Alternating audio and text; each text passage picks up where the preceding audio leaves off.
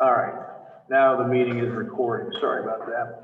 I'd like to start by saying that on our agenda, we have to discuss and approve mask mandate for Page County. I was a little premature calling the meeting today. Assumed yesterday we would have our legal opinions completed by our legal staff. Wasn't thinking about yesterday being a holiday and everybody shut down at the Attorney General's office. Our attorneys were shut down. So waiting for verification, but, and I'm no lawyer, but looking at what has happened in Harrison, Story, and Johnson County, reading through the news accounts and the board minutes of those three counties, and then referring to Iowa Code 137.104, it seems apparent that the process for issuing such a mandate, which is allowed by 137.104, has to follow this particular line of succession. The Board of Public Health needs to adopt a formal ordinance and then needs to conduct a public hearing and then bring it to the Board of Supervisors. That would be my interpretation based on reading through those accounts. I'm waiting to verify that with our attorneys. And we have Carl joining us now, so maybe we can get some input from him. But the reason why this is even being considered is that we have a huge outbreak in our county. And I'm gonna let Jess talk about that in a moment. And also we have the chairman of the Board of Public Health. Our Board of Public Health has been working tirelessly, and quite frankly, they've taken a lot of abuse. Obviously, mask or no mask have been politically charged, and there has been just a lot said, and there's clear division on this. So at any rate, I just wanted to clarify, we won't be able to approve or disapprove a mask mandate. We have to follow that procedure. So Chuck Nordyke is the chair, and Chuck, with regard to the concern, can you speak to the concern on the part of the Board of Public Health about what we're seeing in Page County? Sure. Can you guys hear me okay? Yes. Sure. It's the same here as it is in a lot of other areas. The numbers are increasing, and speaking from Clarinda Regional Health Center side, it's impacting our ability to take care of patients the way we have traditionally. We know that the science tells us that wearing masks does help decrease the spread. It's not 100% perfect, but it does help decrease it. And we feel it's important to look at this mandate as a way to educate the community and get the support of those who are going to abide by it, and hopefully decrease that number. Thank you. Jess, the number in our community still, the positivity rate that everybody is being taught about is at an extremely high level, still is missing about 300 cases, as I understand, from the prison community. Is that right, Chuck or Jess, whoever wants to chime in on that? Yeah. So as a backdrop, the counties that have adopted these mask mandates previously, the three counties, in two of the cases, their positivity rate at the time of adoption is less than half of what ours is today. Is that a correct statement? Yes.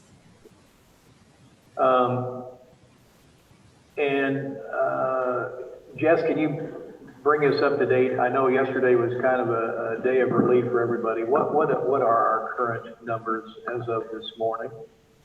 Well, as of right now, we have, I don't have the exact number, but we do have more than 20 cases that we are trying to work through, and that just came in overnight. So, I mean, we're well over 1,000 at this point. And like you said, we are missing some of those within the state database that figures our positivity rating. We're about 300 short. The state's showing we have a little over 700 cases when we have, at this point, almost 1,100. So again, publicly, our board would like to thank your board and your staff. Would you care to share some of the challenges that have occurred as the community has dealt with COVID and in particular the most recent outbreaks? Yeah, so what we're seeing right now is when we do these investigations, we are seeing that there are more contacts, more people that need to be quarantined due to being a close contact to a positive case. For whatever reason, we're seeing more severe symptoms. We've had a lot more hospitalizations than we had in the beginning. We've obviously had more deaths than we had in the beginning. And from our standpoint, it's just really alarming. And it's disheartening because we do go out in the community and we do see people not wearing their masks and not socially distancing. And we get those phone calls from the people in the community who would like to see a mask mandate, who would like to see more people taking responsibility. But without a mask mandate, what can we do? And all three supervisors have received a lot of input since this was on the agenda. One of the criticisms of public health has been that you are violating HIPAA by contact tracing. Could you speak to why that is incorrect? We are dealing with a quarantinable and reportable disease. Therefore, we are not violating any HIPAA policies. We have, since we are dealing with a pandemic, we have to reach out to our close contacts and put them in quarantine. And we don't release the name of a positive case unless the positive case gives us permission. I'd like to go back. I know Chuck Nordyke has another commitment, but I'd like to go back to something you said, Chuck, regarding how it's the belief of the medical community that masks and social distancing and frequent hand washing do indeed help. That's universally held by major health organizations across the country: Johns Hopkins, Mayo, Kansas Medical Center. Could you speak to the exposure that you've had on your staff and how, without these practices, your staff would have been infected quite a bit more? I'm not sure I framed that question right, but I think that speaking to that is important. Yeah, I mean, it's a theory. You never know what, exposure could have been or couldn't have been. We do have a mask mandate in place at the hospital. The issue really becomes the size of the hospital here and in Shenandoah. We have limited benches, for lack of a better term. If you have one or two providers that become positive and become ill, you might have to shut down a full department or even, God forbid, go on bypass completely.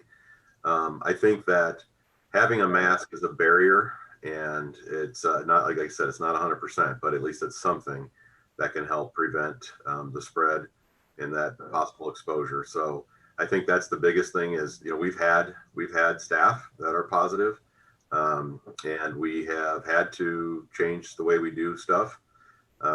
We've had a lot of folks in the community that don't agree with the mask mandate at the hospital, and we've been able to work through alternative care options for them, for the majority of them. And it's challenging because we're trying to do what's best for the community and keep the providers and the frontline staff all safe. And it's, they can get exposed at the hospital, they can get exposed out in the community, wherever. But it definitely, because the numbers have gone up so quickly, it's definitely affected the way we're doing business. Okay, thank you very much. John or Alan, any comments? I know all three of us have heard from a lot of folks on this potential mandate, which again, if you're joining us late, it's our understanding Carl csonksen has joined us. And I know, Carl, yesterday was a day off for a lot of people, but in my non-legal interpretation of 137.104 and looking at what's happened in Story, Johnson, and Harrison County, Board of Public Health needs to make a recommendation, hold a public hearing, and then bring that forward to the Board of Supervisors. Have you learned anything since we last talked that would contradict that interpretation? You're muted, Carl. There, should be unmuted now. I did have a chance to speak with the Harrison County attorney Tuesday afternoon, I believe it was. And she told me that their mandate and I hate to abuse the English language, but is a mandate only in the sense that it is a requirement. There's no enforcement provision whatsoever. I've spoken to the AG's office about Story and Johnson County, and they basically said that they're unaware of any court challenges or anything that's made it at least to the appellate level. The concern the Attorney General's office had was that local entities may not have authority to enact this, mainly because the governor has broad sweeping powers during a pandemic, and she can delegate those, but apparently has not chosen to delegate those powers to other entities. My understanding is that there is sort of a limited mask mandate during the governor's proclamation yesterday involving groups of 25 or more people indoors or 100 people or more outdoors are required to wear masks. So I think that kind of strengthens the argument that the governor has retained that authority. It's a concept called field preemption in the law. But as far as enacting one, I think the code section you mentioned was correct, and the procedure is correct. Just the question is what authority the county has to do that, and secondarily, enforceability of it. Thank you. Well, I think in the case of Story and, the other three counties, they've recognized that they have no authority mechanism in their order. And I think, frankly, I'll let Jess or Chuck speak to this. There's nobody in our county wanting to start arresting people for not wearing a mask. I think the point is a higher level of recognition that the science and the medical community do believe that it does aid in holding the spread down, and it is a good practice, and it's not a suppression of civil rights. It's an attempt to try to stabilize a community that really has an out of control spread at this point. So is that fair? Go ahead, Carl. Oh, the one thing I was going to mention was that in speaking with one of the assistant AGs, he said that the issue about challenging it is that there would have to be some particular individual injury to a person that would claim that somehow their rights have been violated by this mandate. And he said, who's going to claim that their rights have been violated by a mandate to affect their health in a positive way? So he said he doesn't anticipate really any challenges to it. It's just that it's kind of an unusual situation. And I think even if there isn't an enforcement mechanism available for it, it certainly provides some moral persuasion and maybe some educational value to the community as far as the efficacy of mask wearing during a pandemic. Okay, thank you. Jess or Chuck, anything you'd like to add to that? Carl, I have a question for you. It's my understanding that an individual business can choose to, so to speak, enforce this within the walls of their facility. Is that true? I think that is, yes. Okay. So my hope with this is if the county does decide to issue a mask mandate, it's going to show our business owners, our schools, that they have the support from Board of Health, they have the support from Board of Supervisors, and it'll be easier for them to enforce it within their establishments. Right, and I think our local chief of police here in Clarinda issued a memorandum some time ago about that issue, about law enforcement being called to businesses if a business was asking a patron to either wear a mask or leave the business, and how to deal with that. And one of the things they made sure was to make sure that their body worn cameras were on and operating so they could record that whole interaction, and to try and be understanding of people's concerns about masks or no masks. Okay. Well, I think it's pretty clear then. I know the Board of Public Health meets on Monday evening, and it's not too late to get this item on your agenda. I think if we scored the feedback, and I'll let John speak to it, if I scored the feedback, there are more people that I've heard from that don't want us to issue one than there are people that do. But that being said, I have tremendous respect for what our public health department, public health across Iowa has done during an unusual and historic time. And we have people who have become infected, some very severely. We've had deaths. There will be more deaths in Page County. And so I would just hope and pray that people would try to look at this from an aspect of a non-political issue. It truly, in my mind, is a health concern. And what can we do? We have a long history of neighbors helping neighbors. What can we do to help our neighbors? Even if we think that this mask thing is stupid, open your mind to understanding that maybe it does help. And maybe you can play a bigger part in stopping community spread. That's what I hope out of all this discussion more than anything. John or Alan? Mask mandate. A mask mandate doesn't really, not the right way to put it, I guess. If it's unenforceable, you know, how can you do a mandate? So I think we should say something like highly recommendable. Recommend that everybody wears a face mask, you know, out of respect to other people and protect yourself, because it does help. So I don't know how you need to word it, but maybe public health can figure that out. Alan? Well, and I was going to say, I would similarly agree with John. Some of the comments that I heard, and I received a lot through Facebook, through personal emails and whatever. I contacted the business community, some of those that are near me downtown Shenandoah.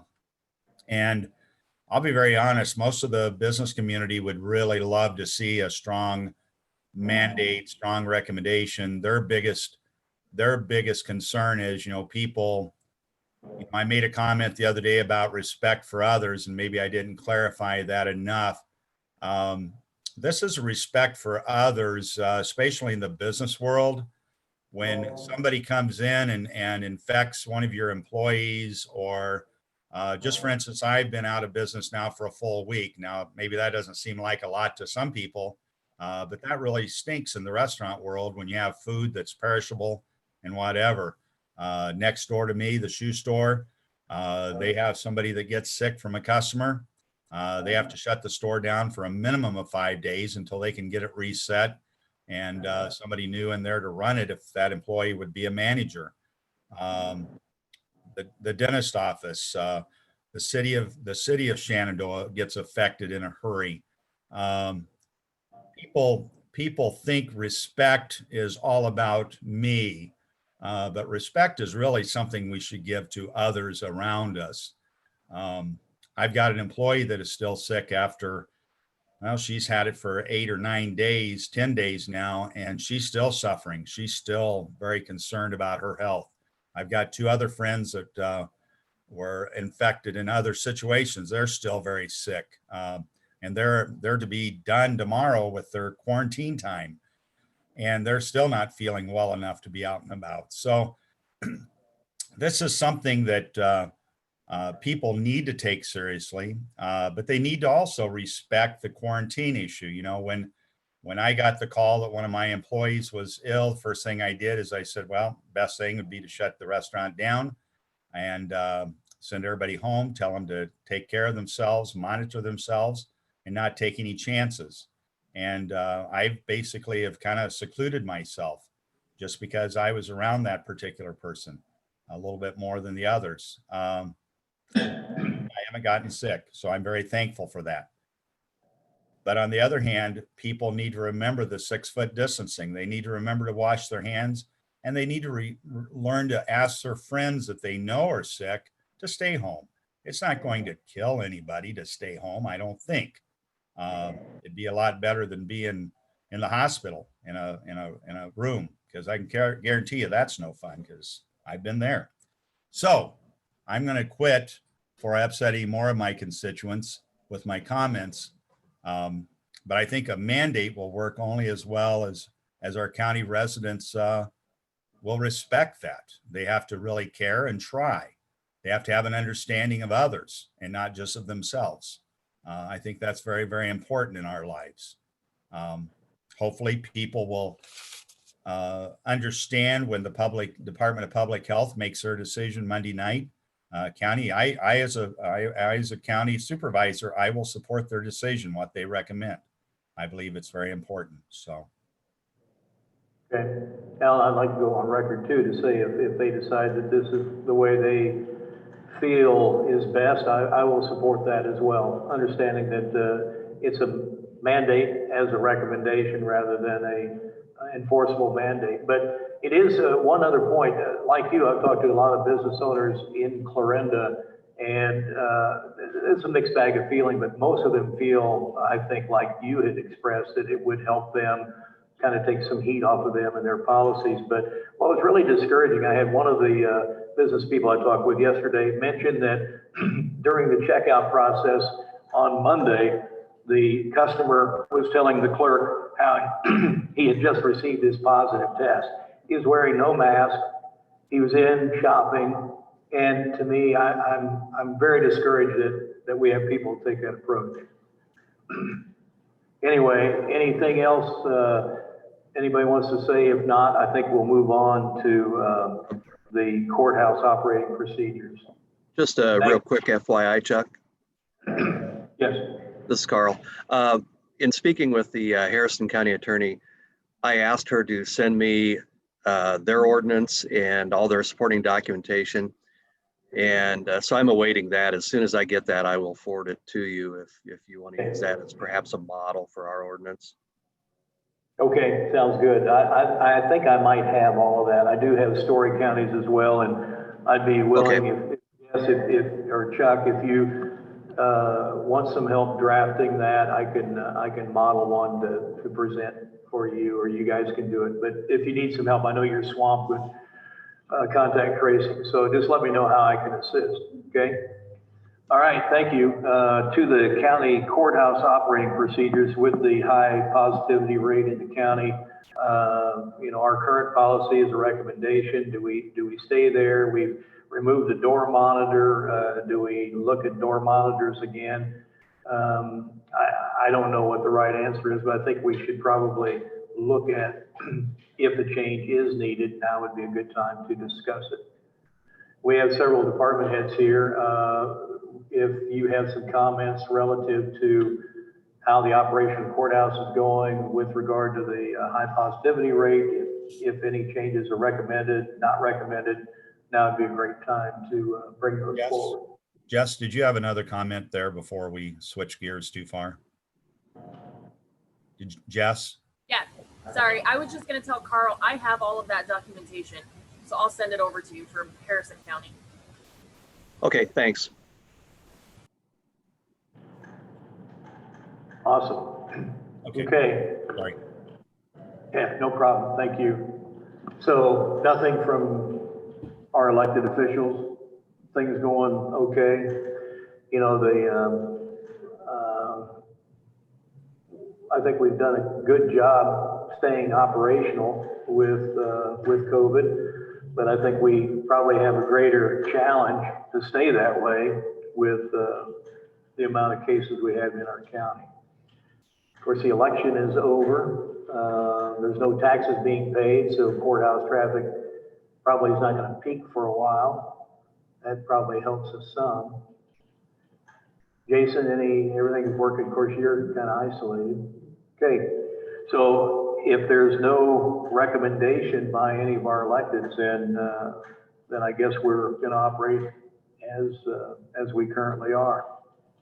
I guess my thoughts, Chuck, are as long as things are working well, we continue. As soon as we have if we have any cases or any situations in the courthouse that require immediate attention, then we can have a quick discussion and just go back into what we did before. So Okay.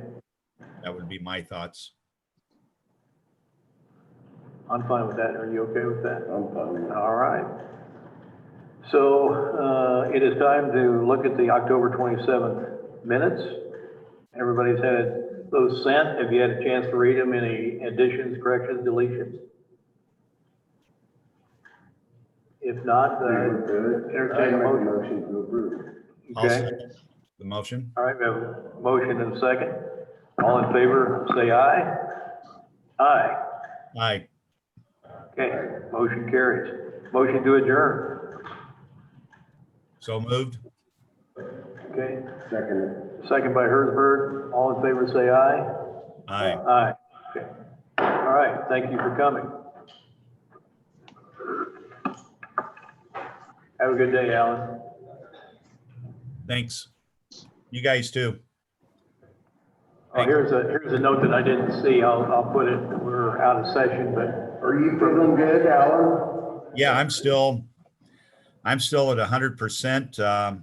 Thanks to Jess's recommendation to go hibernate. I think I'm gonna survive again. I'm not sure how many more bullets I'm gonna dodge, but I keep turning sideways, so that helps me a little bit. Yeah, thank you again, Jess, for being firm and making me behave. So that's good. That's really good. We enjoyed that, Alan, yeah, so you know. yeah. But I've upset a few people not having food, but I guess they'll probably still live. So I think we'll. Okay, see you guys. Thank you. Thank you very much.